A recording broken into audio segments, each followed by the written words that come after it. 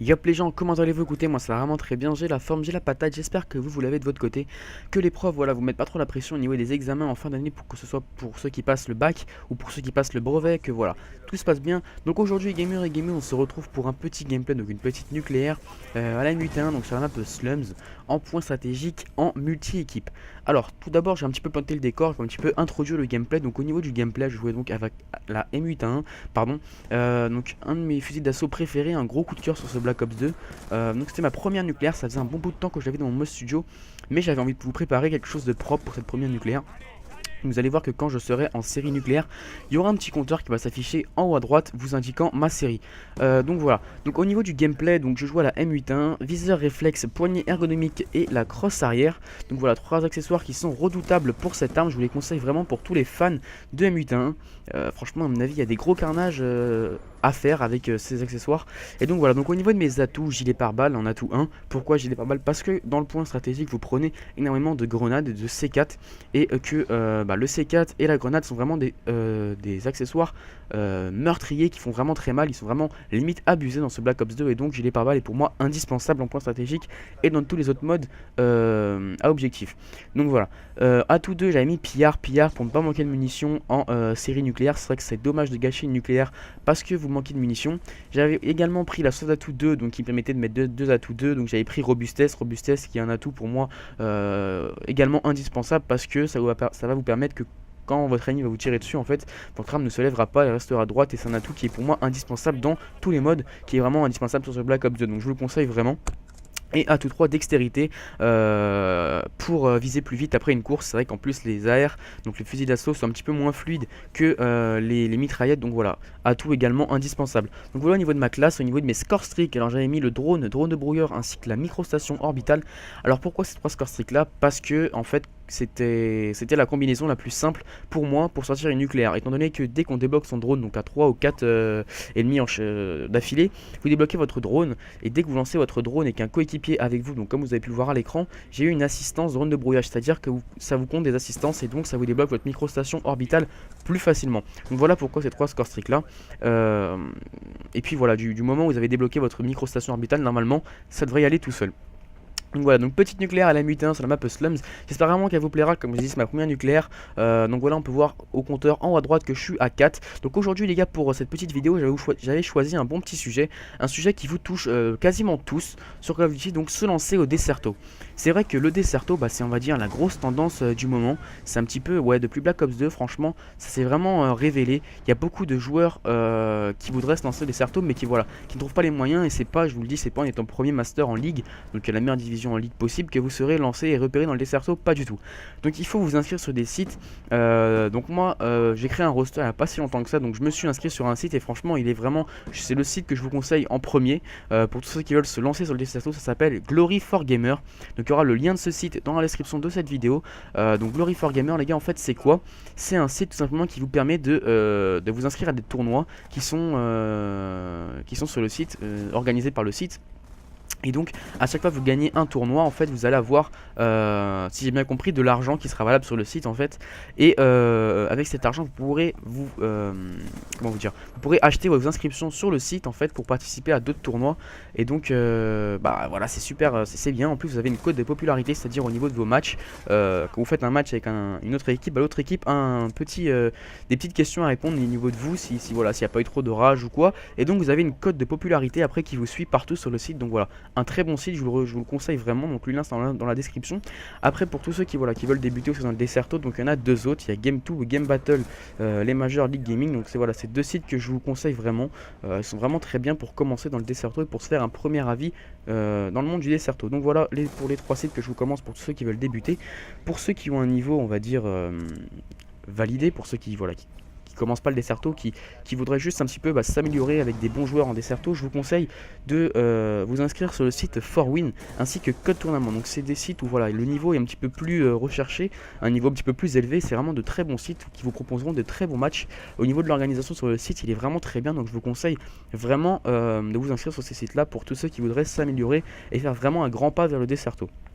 Donc tous les liens des sites que j'ai cités seront bien sûr dans la description de cette vidéo. Donc j'ai pas mal de questions aussi de gens qui me posent, est-ce qu'une manette Burn est indispensable pour se faire de la compétition? Ça dépend, il y a des gens de joueurs professionnels qui s'adaptent très bien avec une DualShock 3 qui joue en clos, donc il y aura une petite image qui va s'afficher maintenant pour voir ce que c'est que le clos. Donc c'est voilà, c'est une petite combinaison avec les doigts qui s'adapte très bien à la manette DualShock 3, donc la manette standard de la PS3. Et franchement quand vous jouez en clos, moi j'ai essayé, bon voilà, après c'est comme quand vous passez en tactique, il y a un petit temps on va dire de préparation pour vous gérer bien le truc. Et franchement dès que vous commencez un petit peu à jouer en clos, bah c'est franchement terrible, vous avez un shoot et en fait vous lâchez pas, les deux joysticks sont pris par vos 2 pouces constamment, étant donné que vous tirez, enfin vous gérez les boutons comme vous aurez pu voir dans l'image. Donc voilà. Donc est-ce qu'une manette Burn, donc je réponds à la question, est-ce qu'une manette Burn ou Scuf est indispensable en compétition? Non, tout dépend de vous. C'est vrai qu'une manette Burn et Scuf va vous aider étant donné qu'il y a des petits composants dans la manette qui sont enlevés qui va vous favoriser un petit peu la tâche. Et qu'il y aura ces fameuses palettes derrière la manette qui vont vous aider. Au passage, donc là je viens de débloquer ma médaille impitoyable. C'est vrai qu'à la limite sur la map Slums, c'est pas si facile. Voilà, faut pas chercher le corps à corps du tout, faut pas se jeter. Moi ce que j'ai fait pour débloquer facilement ma nucléaire, j'ai pris les spoons que je connaissais déjà d'avance. Et franchement ça allait tout seul. En plus avec la microstation et les drones qui tournaient toute la partie, franchement ça allait vraiment tout seul. Donc voilà, petite astuce pour pas se faire casser en série nucléaire, ne pas jeter dans la gueule du loup comme on dirait. Voilà, un petit conseil que je pourrais donner. Alors revenons au sujet de la vidéo. J'ai pas mal de personnes aussi qui me disent à quoi ça sert une mixtamp en fait pour le Desserto. Donc moi j'en utilise pas, je suis déjà allé chez un ami qui en utilisait une lui. En fait si vous voulez c'est pour régler votre son, si j'ai bien compris, je suis pas sûr mais c'est pour régler votre son en fait. Et vous allez avoir des performances améliorées au niveau de l'audio sur votre jeu. Et franchement honnêtement ça sert, donc si vous pouvez trouver une petite mixtamp pas très chère, je vous conseille vraiment, et si vous avez surtout l'opportunité d'en acheter une, je vous conseille vraiment de vous en procurer une. Vous allez voir que franchement ça vous aide énormément, surtout quand vous jouez à Call of Duty Black Ops 2. Donc aussi pour revenir aux manettes Burn et Scuf, il faut savoir que les manettes standards, donc les DualShock 3 ne sont pas adaptées au FPS. C'est-à-dire que c'est les manettes standards, donc qui peut très bien s'adapter à un FIFA 13, un Gran Turismo par exemple et un Black Ops. Voilà, c'est des manettes standards qui font multifonction si vous voulez.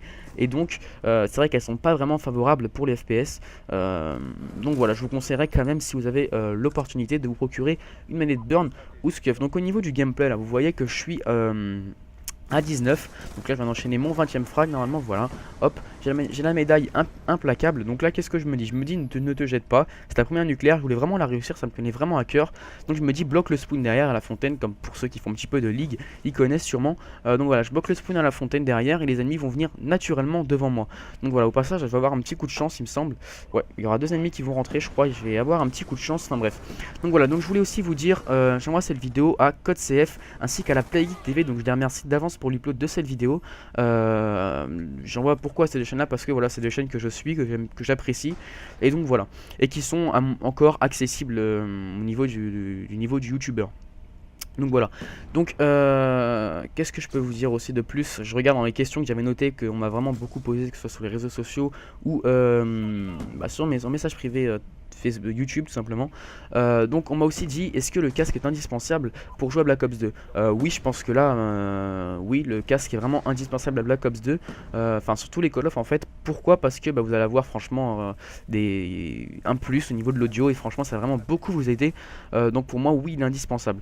Alors aussi j'avais fait une petite remarque, moi personnellement, je sais pas si vous partagez la même remarque que moi, mais plus les Call of avancent, c'est-à-dire quand on parle admettons de MW2, plus les gens si vous voulez, le niveau de la communauté augmente. Je sais pas si vous avez remarqué ça aussi, mais franchement moi j'ai vraiment l'impression que la communauté a vraiment, au niveau de leur niveau, ils ont vraiment augmenté. Ça me fait vraiment super plaisir de tomber contre de bons joueurs en ligue, soit en ligue ou même en multi, et franchement ça me fait vraiment beaucoup plaisir. Donc là au passage je débloque ma microstation orbitale, donc je me dis voilà, là pour moi la nucléaire était quasiment faite à ce niveau là. Donc voilà, 25, médaille brutale. Voilà, j'ai essayé de temporiser un maximum, de bloquer bien le spawn derrière, en restant ici sur le petit garage là, comme ça ils allaient respawn juste devant moi. Voilà, ça a marché. Donc voilà comment j'ai réussi à débloquer ma microstation, ma microstation qui m'a permis de débloquer mon titre nucléaire. Donc au passage je voulais remercier aussi mes amis qui m'ont accompagné dans ce gameplay. Ils m'ont vraiment bien aidé, franchement ils ont mis les mêmes score streaks que moi, et donc voilà, ça m'a vraiment beaucoup aidé. Donc là au passage on va voir que là j'en suis à 29. Voilà, j'ai mon mon 30e kill, je débloque ma petite médaille nucléaire tranquille. Franchement, j'étais vraiment content. Premier nucléaire, ça fait vraiment toujours plaisir. Donc là, je débloque mon 31. Il me semble que je vais refaire encore un kill. Et puis après, voilà, j'étais vraiment content. C'est la fin de la partie. Il restait 20 secondes. Donc voilà, les gars. J'espère, je remercie d'avance pour l'upload sur les chaînes communautaires. J'espère que ce gameplay vous aura fait plaisir. Une petite nucléaire, ça fait toujours plaisir. Et puis donc voilà. Bah écoutez, on se dit à très bientôt pour une nouvelle vidéo. Pensez à liker, à commenter. Ciao.